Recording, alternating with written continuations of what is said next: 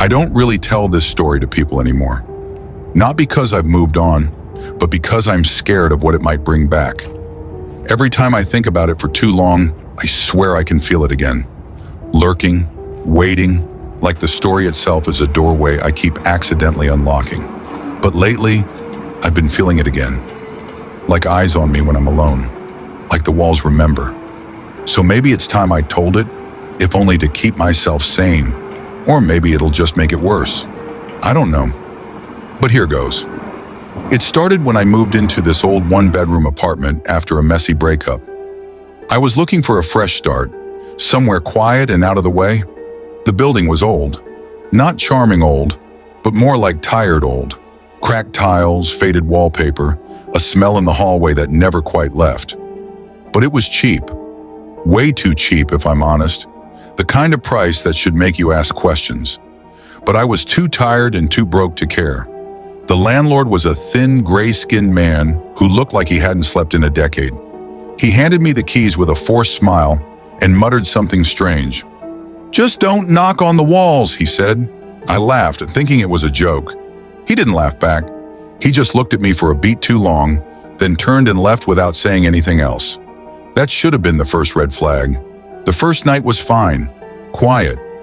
I unpacked a few boxes, watched TV until I passed out on the couch, and figured I'd made the right decision. But at exactly 3 a.m., I woke up to an odd feeling, like pressure in the room or static in the air. And then I heard it, a faint tapping. Software deliberate, like fingernails brushing the inside of the wall behind the TV. It wasn't loud, but it was intentional. I sat up, heart racing, then it stopped. Just like that. I told myself it was old pipes. That's what old buildings do, right? They make noise. But the next night, it happened again. Same time, same sound. And again the night after that. It became a pattern. Always at 3:13 a.m., which I wouldn't have noticed except that I started waking up right before it happened, like my body was anticipating it. It was always soft, always rhythmic, not chaotic like rats or plumbing. It felt purposeful, like someone was trying to get my attention from the other side. And then one night, I did something stupid. I knocked back. I walked to the corner where the tapping always came from, pressed my ear to the wall, and knocked 3 times. The moment my knuckles left the drywall, everything went silent. Not just the tapping, everything. No hum of the refrigerator, no traffic outside, not even the sound of my own breathing. Just stillness. I backed away slowly, heart hammering in my chest. Then came 3 knocks, from inside the wall. I didn't sleep that night. I sat on the couch with every light on, gripping a kitchen knife like it would help. I didn't know what I was expecting. Maybe someone playing a prank, a neighbor messing around. But the next morning I checked the building layout online. There was no room behind that wall, just empty crawl space and insulation. Nothing and no one could have been there. Still, I tried to move on. I told myself it was just stress, just leftover fear from the breakup. But the knocking didn't stop. It got bolder. Sometimes I'd hear it following me, moving from one wall to the next. If I went to the kitchen, it was there. If I took a shower, I'd hear it on the other side of the tile. Always soft, always deliberate. I tried to ignore it, but then it escalated. One morning, I noticed the wallpaper in that corner, where it all started, looked different, newer, like someone had recently replaced just that section. Curious, I peeled back a bit. What I found underneath chilled me to the bone. Scratches, deep, jagged claw marks etched into the wooden panel beneath the wallpaper.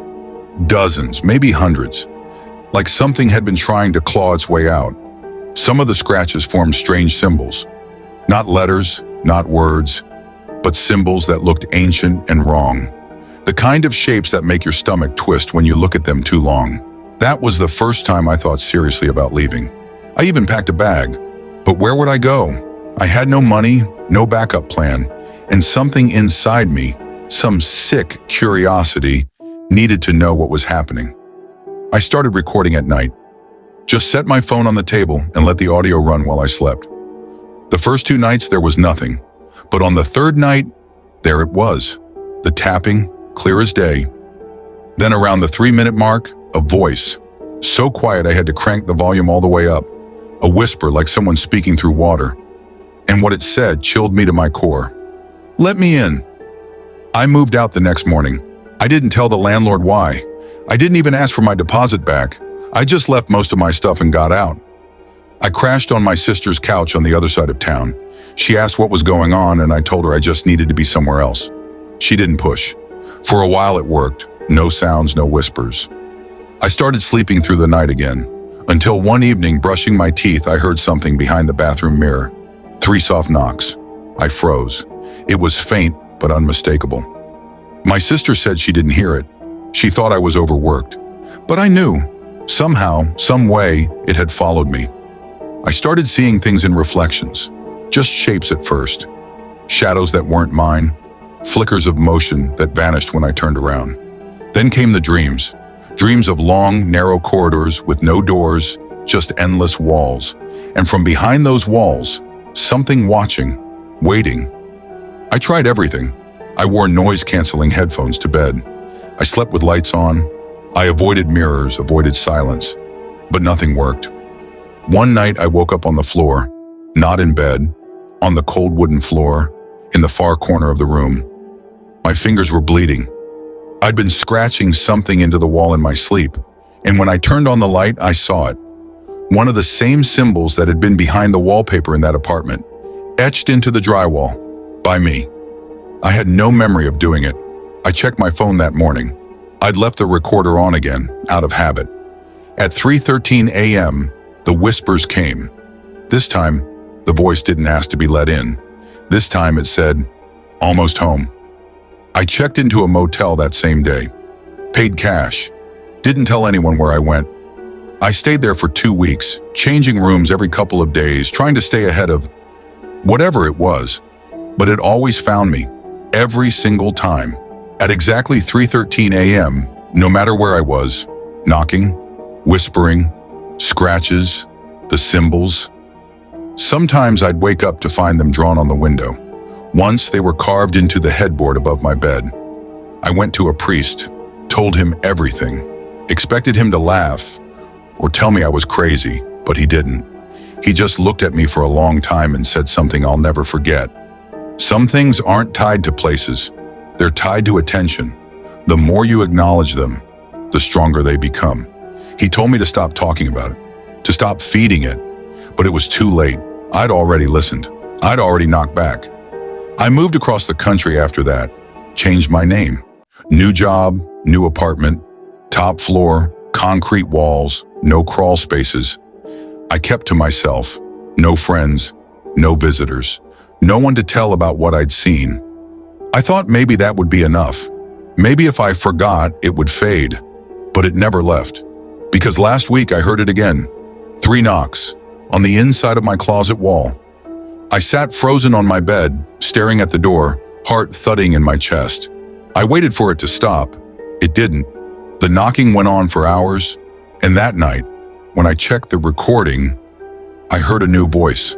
Not a whisper this time, not faint or distant. A low, guttural laugh, like something standing inches from the microphone. And just before the recording ends, there's a whisper. Quiet, but crystal clear. Almost there. So now I'm telling the story again. Maybe because I'm desperate. Maybe because it's the only way I can prove I'm not losing my mind. Or maybe because it wants me to. Maybe every word I say is a crack in the wall, another way in. If you're listening, please just promise me one thing. If you hear knocking after this, don't knock back, don't whisper, don't ask questions, and for the love of God, don't listen to the walls, because once you do, it's already too late.